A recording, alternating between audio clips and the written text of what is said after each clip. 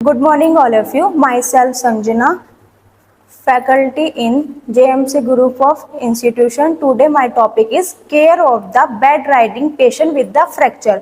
तो आज हम पढ़ेंगे जिस पेशेंट को फ्रैक्चर हो जाता है तो उस पेशेंट की हम कैसे केयर करेंगे।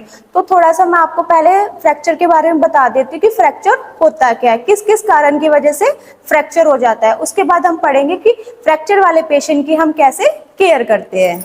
तो सबसे पहले हम पढ़ेंगे इंट्रोडक्शन क्या है। Any breakage in the bone continuity is the term as fracture. Fracture क्या होता है? जब हमारी बोन में किसी भी तरीके से ब्रेकेज हो जाता है, टूट जाता है, उस कारण की वजह से क्या होता है? फ्रैक्चर हो जाता है। If the victim receive first aid before taken to the hospital, his her recovery chance increase. जब विक्टिम को हॉस्पिटल जाने से पहले हम उसको फर्स्ट एड देते हैं या हॉस्पिटल जाने के बाद उसको केयर मिलती है तो उसको चांसेस होते हैं जो उसको पेशेंट को फ्रैक्चर हुआ है उसमें जल्दी से जल्दी रिकवरी होने के चांसेस होते हैं, अगर उससे जल्दी से जल्दी ट्रीटमेंट मिल जाए फ्रैक्चर का। अब पढ़ते हैं हम डेफिनेशन क्या होते हैं। Caring for a bed riding patient, particularly one with fracture, require a approach to ensure proper healing, prevent complication and maintain overall well-being। जब जो हमारे बेड राइडिंग वाले पेशेंट होते हैं, जैसे हमारा फ्रैक्चर वाला पेशेंट होता है, अगर उसकी प्रॉपर तरीके से केयर करी जाए, प्रॉपर तरीके से ट्रीटमेंट करा जाए तो ऐसे पेशेंट को बहुत जल्दी रिकवरी होने के चांसेस होते हैं। जो उसको फ्रैक्चर हुआ है उसमें हीलिंग होने का प्रोसेस बहुत जल्दी होता है ताकि वो जल्दी से जल्दी ठीक हो जाए, और उसको आने होने वाले कॉम्प्लिकेशन में भी क्या करता है? रोकथाम करता है ताकि पेशेंट क्या है जल्दी से जल्दी ओवरऑल ठीक हो जाए, फिजिकली भी मेंटली भी क्या हो जाए, जल्दी से जल्दी ठीक हो जाए। अब पढ़ेंगे हम कारण कि फ्रैक्चर होने के क्या क्या कारण हो सकते हैं जिसके वजह से फ्रैक्चर हो जाता है। तो हम एक एक करके आगे डिस्कस करते हैं। सबसे पहले है ट्रॉमा। किसी भी दुर्घटना की वजह से, चोट लगने की वजह से भी क्या हो सकती है? बोन टूट सकती है। दूसरा है बोन कैंसर। अगर किसी पेशेंट को बोन कैंसर है तो इसके वजह से भी क्या हो सकता है? फ्रैक्चर हो सकता है। नेक्स्ट है लैक ऑफ फिजिकल एक्टिविटी। अगर कोई फिजिकल एक्टिविटी करने में असमर्थ है, इसके वजह से भी क्या हो सकता है? फ्रैक्चर हो सकता है। नेक्स्ट है फॉल। गिरने की वजह से फ्रैक्चर हो सकता है।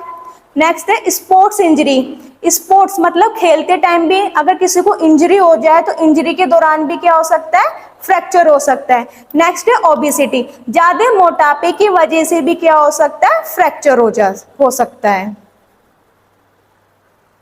अब पढ़ते हैं साइन एंड सिम्टम्स कि क्या क्या कारण हो सकते हैं, क्या क्या लक्षण होते हैं फ्रैक्चर के। फर्स्ट है पेन। अगर फ्रैक्चर होगा तो पेन होगा, उसको दर्द होगा। नेक्स्ट है ब्लीडिंग। ब्लीडिंग बहुत ज्यादा होगी। ये डिपेंड करता है फ्रैक्चर पे कि ओपन फ्रैक्चर है, क्लोज फ्रैक्चर है, डिपेंड करता है कि फ्रैक्चर किस टाइप का है। नेक्स्ट है टेंडरनेस बहुत ज्यादा होगी, उसको स्वेलिंग होगी, सूजन आएगी। नेक्स्ट है साइनोसिस होगी। जहां पर फ्रैक्चर होता है वहां पर ब्लड सर्कुलेशन, ऑक्सीजन प्रॉपर तरीके से काम नहीं करता, रुक जाता है, इसकी वजह से साइनोसिस भी होने के चांसेस होते हैं फ्रैक्चर वाले पेशेंट को। नेक्स्ट है फीवर होगा उसको। नेक्स्ट है हेडेक भी उसको होगा। ये सब चीजें साइन और सिम्टम दिखाई देंगे फ्रैक्चर वाले पेशेंट में।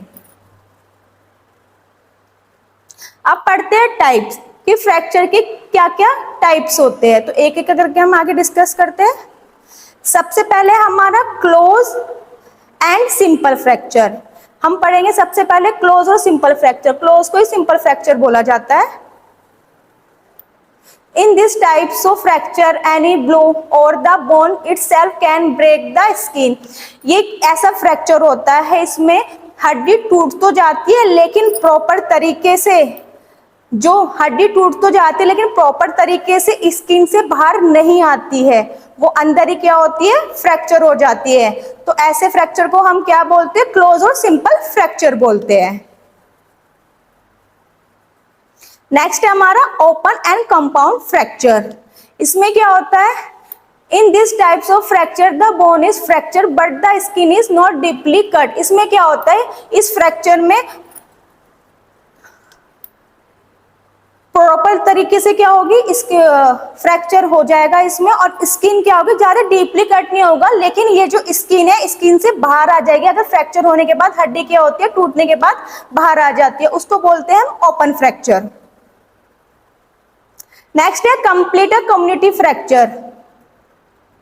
इन this types of fracture the bone break into 2 और मोर पीसेस। इसमें इस फ्रैक्चर में क्या होता है, कंप्लीट प्रॉपर तरीके से, कंप्लीट तरीके से क्या होती है, बोन टूट जाती है, एक से लेके बहुत सारे इसमें क्या होती है, पीसेस में डिवाइड हो जाती है, मतलब एक तरीके से बोन का क्या होता है, चूरा हो जाता है, तो इसको बोलते हैं हम कंप्लीट और कम्युनिटी फ्रैक्चर। नेक्स्ट है इनकम्प्लीट फ्रैक्चर। इनकम्प्लीट फ्रैक्चर में क्या होता है, in this type of fracture the bone does not get broken completely all the way across. इसमें क्या होता है, प्रॉपर तरीके से क्या होता है, हड्डी टूटती नहीं है।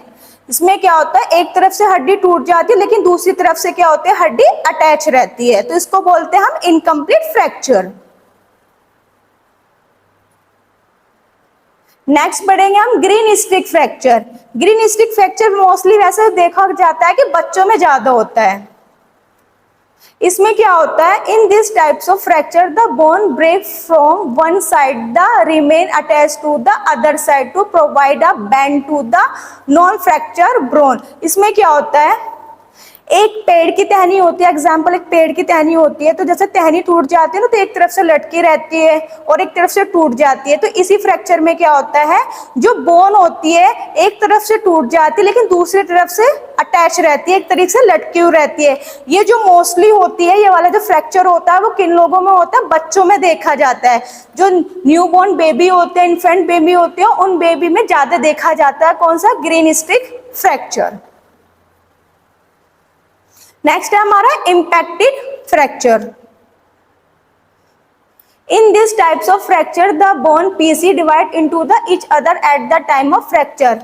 This fracture occur in the hip and wrist bone. इसमें क्या होता है, इस फ्रैक्चर में बोन क्या हो जाती है, टूटने के बाद एक दूसरे से क्या हो जाती है, अटैच हो जाती है, एक दूसरे में जुड़ जाती है। मोस्टली ये फ्रैक्चर जो देखा जाता है हिप्स में और रिस्ट बोन में देखा जाता है, ये वाला फ्रैक्चर। अब आता है हमारा नर्सिंग केयर। अगर किसी पेशेंट को फ्रैक्चर हो जाता है, वो बेड रेस्ट पे होता है, तो एक नर्स क्या क्या केयर करती है, तो आगे हम एक एक करके पढ़ेंगे पॉइंट्स में।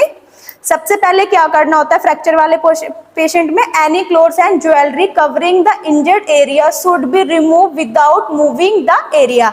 सबसे पहले क्या करना है, जहां पर फ्रैक्चर हुआ है, जहां पर इंजर्ड वाला पार्ट होता है, वहां के जो क्लोथ्स है, कपड़े, उसको रिमूव कर देना है। जो भी अगर उसने ज्वेलरी पहन रखी है उसको भी रिमूव कर देना है, विदाउट मूविंग द एरिया। जहां पर पेशेंट को फ्रैक्चर हुआ है या जो भी उसका इंजर्ड वाला पार्ट है, उसको बिना मूव किए हमें उसके कपड़े रिमूव करने और ज्वेलरी रिमूव करनी होती है।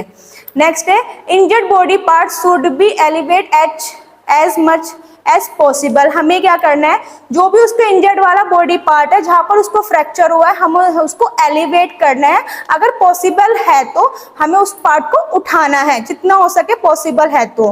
नेक्स्ट है, the broken bone should not be settle bye anyone.